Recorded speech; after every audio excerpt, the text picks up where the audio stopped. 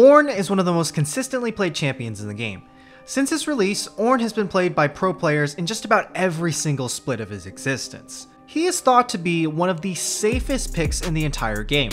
Regardless of not whether you win your lane, Ornn will eventually be useful at some point in the game due to his CC and passive item building that he provides to his team. When most people choose to pick up Ornn, they aren't looking necessarily for a strong laner. Rather, they're just looking for a frontline and a safe pick that's going to scale regardless if they get jungle attention or not. Today we talk to the #1 Ornn in the world, and how he looks not to just scale up into the late game, but how he's able to win every single matchup, consistently get solo kills, regardless of whatever laner he's playing into. My name is Makro, and I'm an Ornn OTP that's gone Challenger on EOS. Most people think of Ornn as a boring tank, but if he's played properly and aggressively, he can kill pretty much every laner in top lane, and he has no real counters, which make him like the lane totally unplayable. A tank like Sion would struggle versus Darius, Sett, any Juggernaut. Ornn can deal with all of them if he's played aggressively, because he has really high base damage and a lot of survivability. As a tank, I always like doing big things, big damage. He has very little weaknesses, and he's probably the strongest tank in the game. The best possible lane in existence for tanks. Like, I don't remember the first time a jungler has actually played for me when it was actually the right call, because people underestimate Ornn. I don't know why. He's not really highly picked, even though he's really strong. And he can actually, lane with a jungler. He can actually bully the enemy jungler if, a jungler with strong side, but nobody does. Today's video is sponsored by Porofessor. For whatever reason, when people watch these videos, they often try to first time a champion after they see it. And that can be a big detriment to your elo. With Porofessor, you can see just exactly how many games someone has played on that champion. That way you know exactly who you should be focusing during champ select. With Porofessor, you can make sure you know exactly who you're blaming when a play goes wrong. One of the best new features that this app has is the summoner tracking on the right side. Instead of furiously typing out every single summoner spell timing, this app not only tracks it for you, but takes into account if someone has an item or rune that reduces the cooldown of these summoner spells. Making sure that you can combo correctly on Ornn is one of the most important things that you can do, but no matter how clean your combos are, if an enemy has flash, you likely won't get the kill. With Porofessor, you can be sure that in fact that you can secure a kill when it comes to your combo. You can use my link in the description and download Porofessor today. One of the coolest and most unique things about Ornn is the fact that he can buy a refillable potion as his first item. Instead of purchasing a Doran's item, you go refillable potion, take 3 minions in lane, and then you wait and buy a Doran shield. This allows you to get a D shield and a refillable potion at level 1.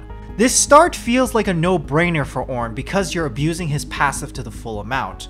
But Macro never does this, and there's a very good reason why. Oh yeah, the refill start, that thing is kind of a low elo bait, because in high elo, most top laners are gonna notice that you don't have a starting item, and they will bully you so much that you won't actually get any XP or the gold, because what they will do is they will literally run at you.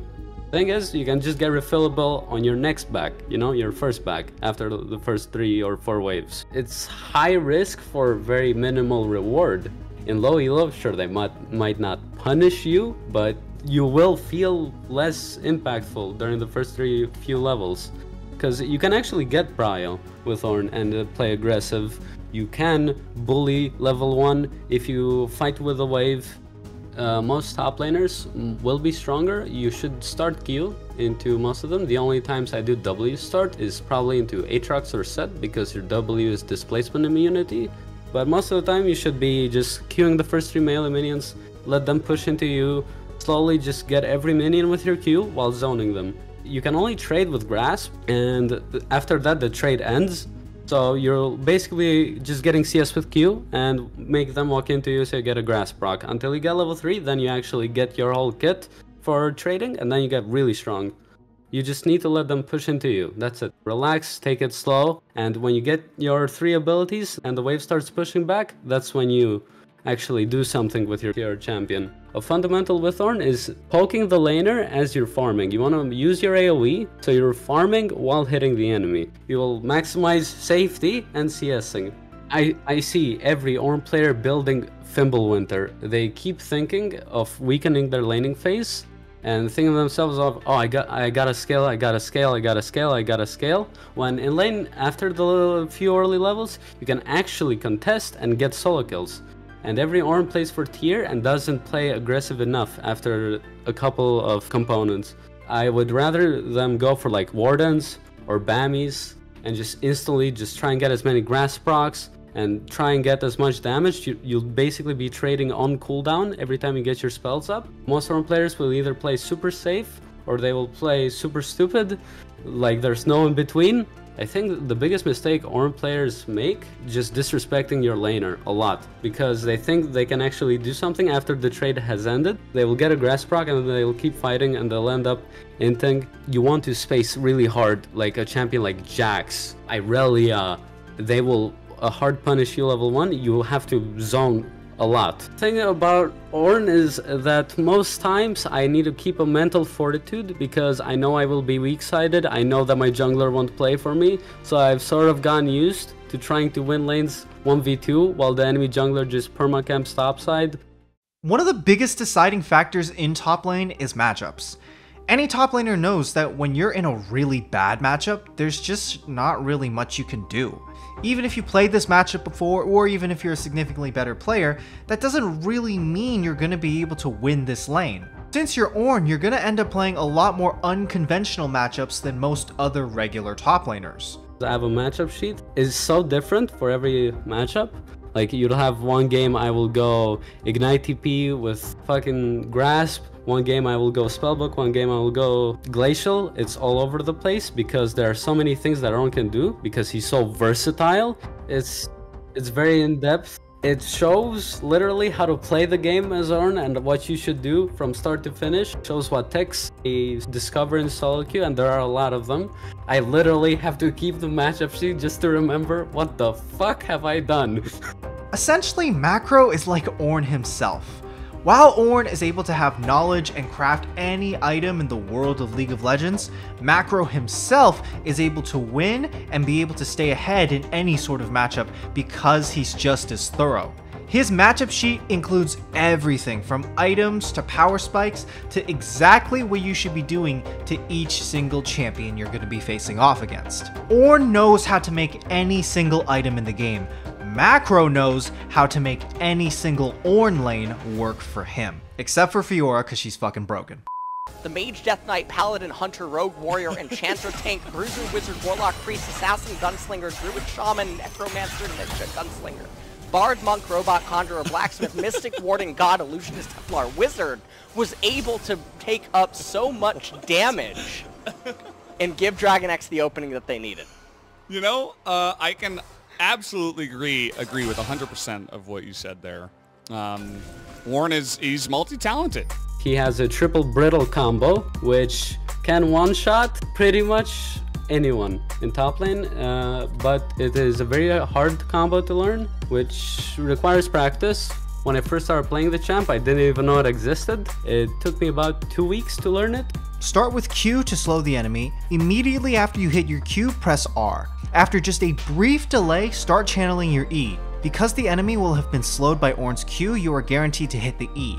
Immediately after hitting E, try to auto-attack them for a grass proc. You will still be in range to recast your R for the first brittle knockup, then immediately auto-attack after for a second brittle, press W, and one last brittle for a triple brittle combo. Ornn's combo, while it's good at one-shotting someone, it still requires a single slow or CC ability to be able to hit. The easiest and safest ability would be Ornn's Q. It's an ability that's rather dodgeable, and it's extremely easy to miss if the enemy champion has a dash. Macro's philosophy with Ornn's one-shot combo is very simple. If they have a dash, he just waits for them to use it. If they don't use it, then he will just sit there and do nothing. Oh my god. But she's range top. Range top is so broken. How could you possibly just... Look, if she uses Q, she dies. If she uses Q once, she's dead. She literally just dies. Like, watch, okay?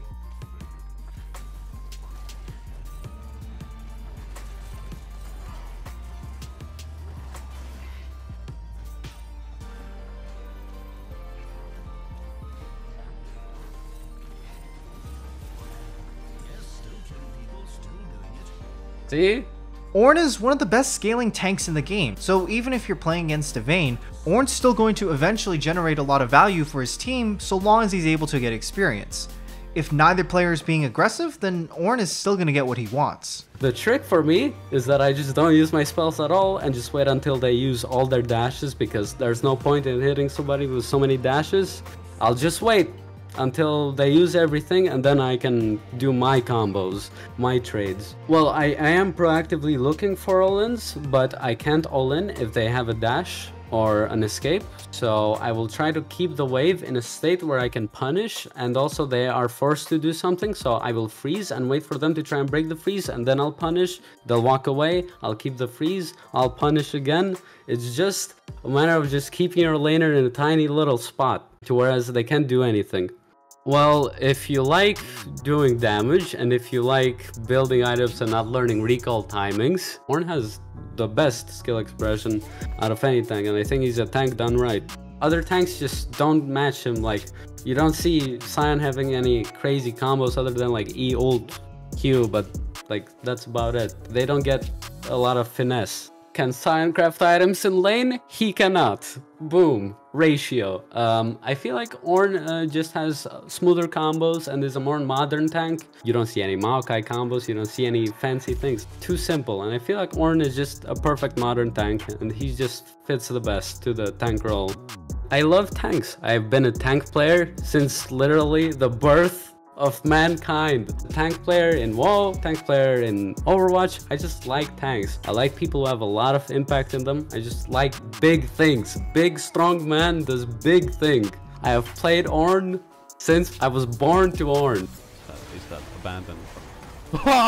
I dodged it. Yeah, I stream at Twitch TV Macro, and I also have a YouTube channel, so where I do cool stuff and show cool things.